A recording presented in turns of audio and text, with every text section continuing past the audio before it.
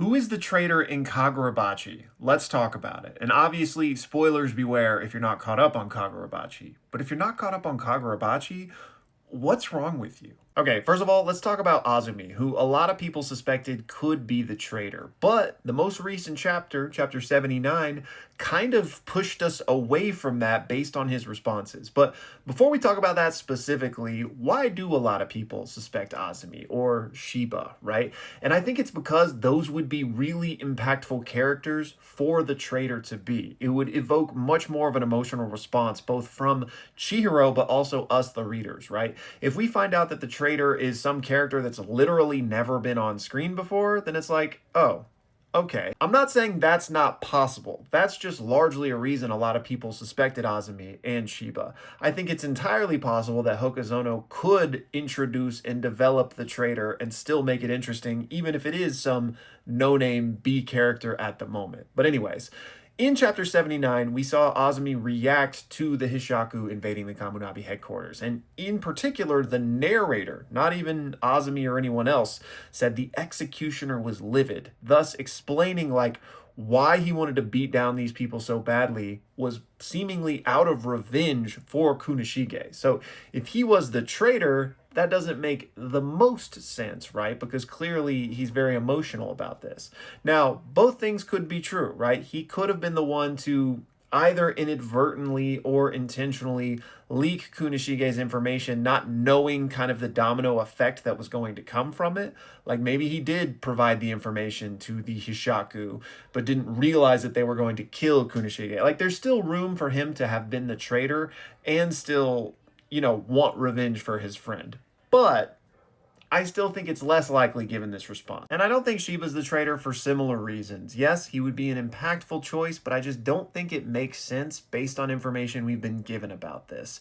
Primarily the fact that we know the Hishaku specifically orchestrated their plan around avoiding Shiba, right? We know that they were in and out from the Rokuhiro compound in under 10 seconds so that they didn't have to deal with him. They tampered with the lantern magic radar force field thing that he has so that they could get in and out under his nose. And if they're working with him, why go through all of that obfuscation, right? Why make it seem like that's what they were doing if they were actually working with him, right? Because Chihiro, the 10-year-old kid, was like the only really one that deception would be working on. And that doesn't make sense to me.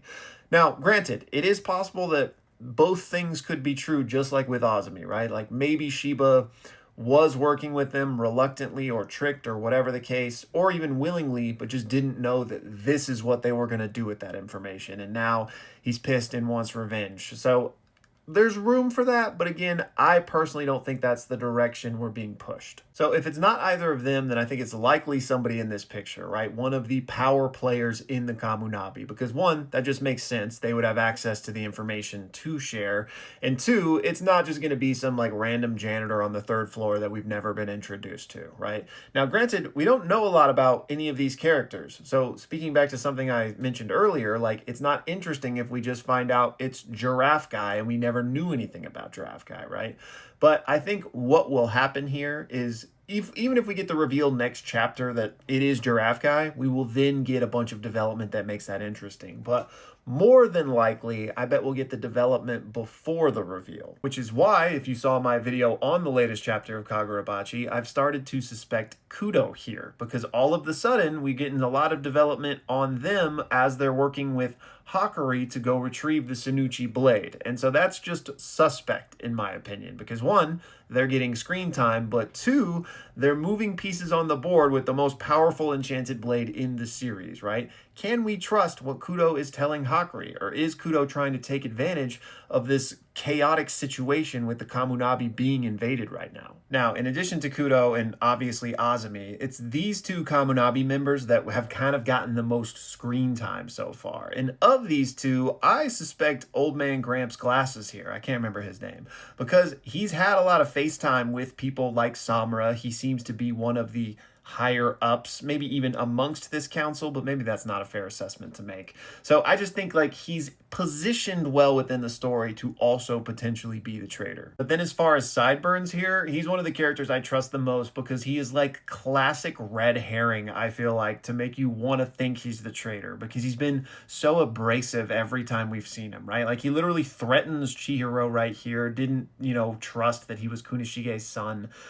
We also see that he's the one talking about Samura's daughter at one point. So I feel like there's all these signs that are like making you suspicious of him, but that just makes me think the complete opposite. Like he's probably the most trustworthy, like the best out of all of them. So for my money, like if we found out the traitor was gonna be revealed next chapter, I think it would either be Kudo or this guy. But I honestly think there's plenty of time to let Hokazono cook, and any of these people could be the traitor. Like this might not be something we find out for another 50 chapters for all we know. And then of course it could be Azumi or Shiba as well, but if we do go that route, I'm expecting something that's not black and white. But anyways, I made this video, first of all, because I love talking Kagurabachi, but second of all, selfishly, I wanted to hear y'all's theories and get the conversation going on who you think is the traitor. So hit me with all your thoughts in the comments, or better yet, like I always say, come join us in the Discord and talk Kagurabachi with us there.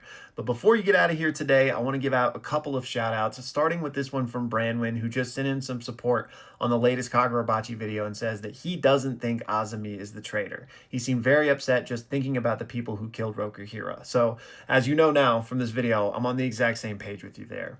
He also says he likes how they explained that Rokuhira was killed while Shiba was able to teleport so quickly. Yeah, I liked that too. The whole 10-second thing actually blew me away. Like that Shiba stocks went way up, right? That their whole plan just revolved around getting in and out before he showed up.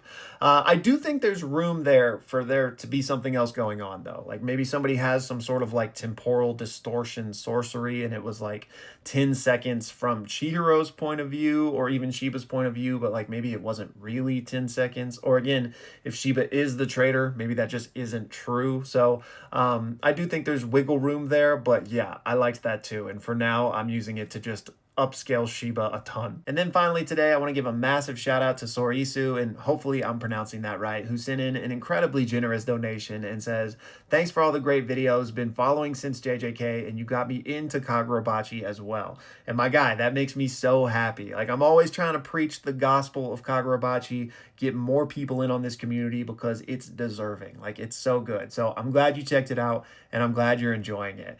And Sarisu also says, I was hoping you could check out the video game Expedition 33 and make a video talking about it, especially the ending. And I keep hearing such incredible things about this game. So this is the last push I needed. I will absolutely check this out. I do have a big backlog of games, but I'm pushing this, if not to the exact front, right behind Disco Elysium, which I recently started. I might just go ahead and start this because again, I keep hearing about it and I don't want to get spoiled like accidentally on it. So yes, I will definitely play this, and when I finish it, I'll definitely make a video talking about it, sharing my thoughts or my general review. But thank you again so much, man. And y'all, don't forget, give me all your good theories down below.